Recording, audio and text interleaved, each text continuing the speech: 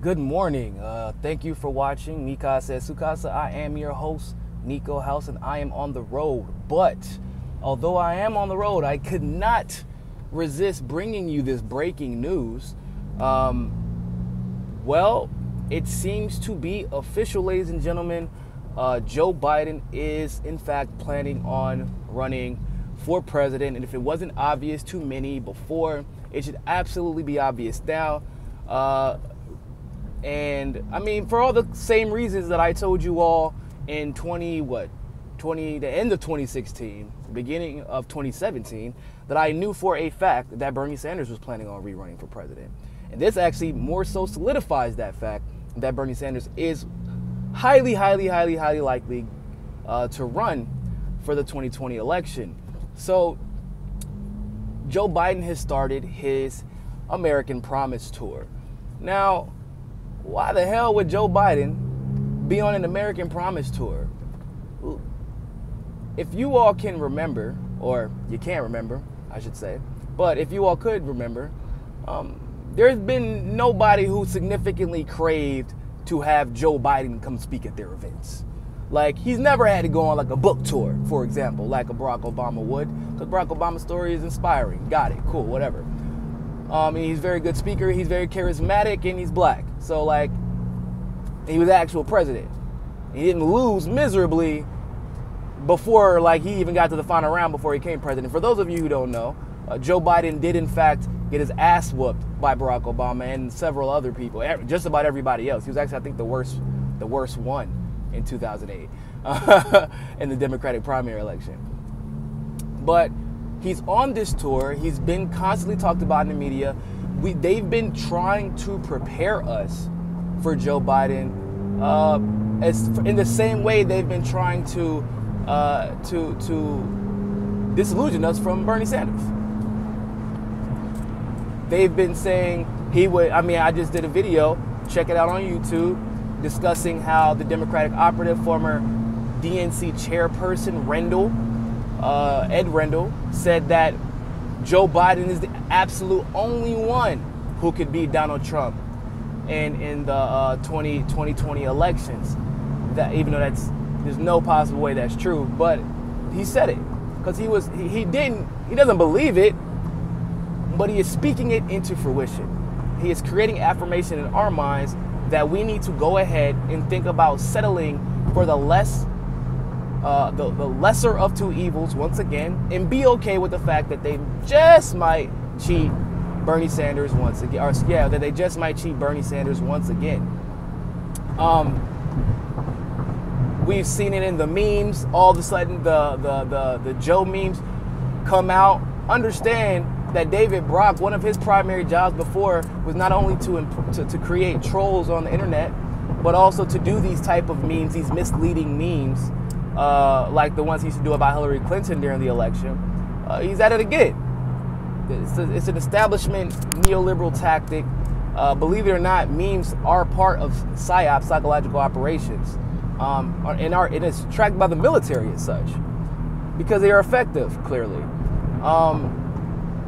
Not to mention, he refuses to say he won't run in 2020, which he could easily do. If he wasn't going to run, he would just say, "Hey, I'm not going to run." But he's planning on running.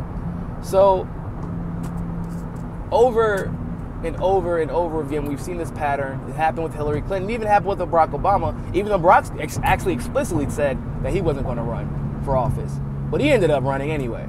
But when when someone's about to run, when they start one of these tours.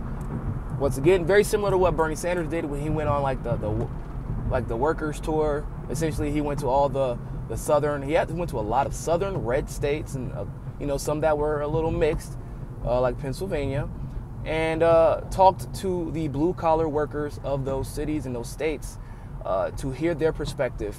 And talk to them about the change they would like to see in their communities.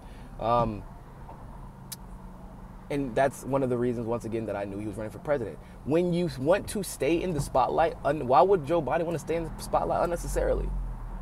Dude is old. He's a year older than Donald Trump. And even more conservative. And even worse, at the same time, he's more conservative and more neoliberal.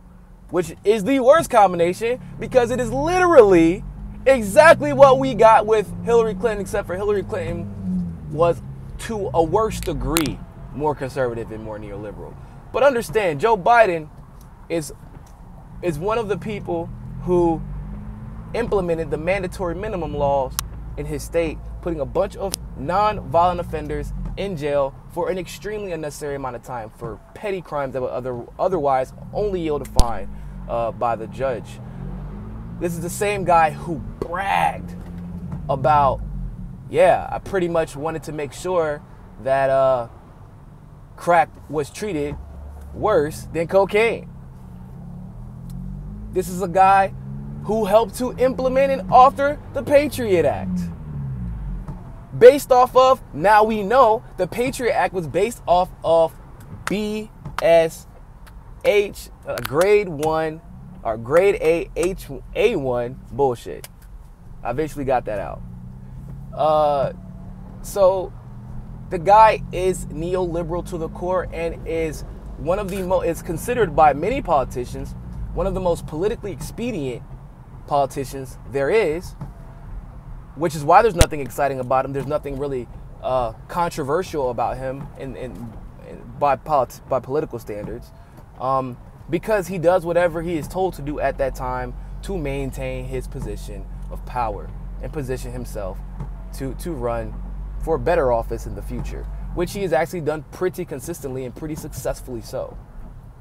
But the guy is a neoliberal conservative, and they are about to make an attempt to cheat Bernie Sanders again.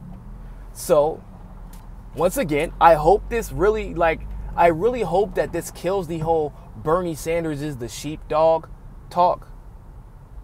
Because just given what I know, Joe Biden wouldn't waste his time running if they knew a younger minority neoliberal like Kamala Harris, who they attempted to throw in front of us at first, like Cory Booker, who they attempted to throw in front of us at first. If they could win definitively, without question, Joe Biden would not be running right now. He would not be planning on running. He would have just said no. But they did not know. They probably told him personally before that he was too old to run. You need to let one of these younger people run. You need to wait till Hillary wins, and because we were all living under the assumption that if it wasn't Bernie Sanders, that it was going to be Hillary. Well, not me, but many of us were. That if it wasn't Bernie Sanders, that it was going to be Hillary. So he never thought he was going to get his chance, and I think legitimately he was planning on not taking that chance. But they talked him into it because of what? Because of his conservatism. He is moderately conservative. So they're going to try to play on that. However, moderate conservatism is not exciting. That is not what made Trump win. Trump got people excited. That is not what made Bernie Sanders extremely popular, still the most popular candidate in the nation. This is a recipe for failure, ladies and gentlemen. And it clearly shows to me that that the Democrats have not learned their lesson.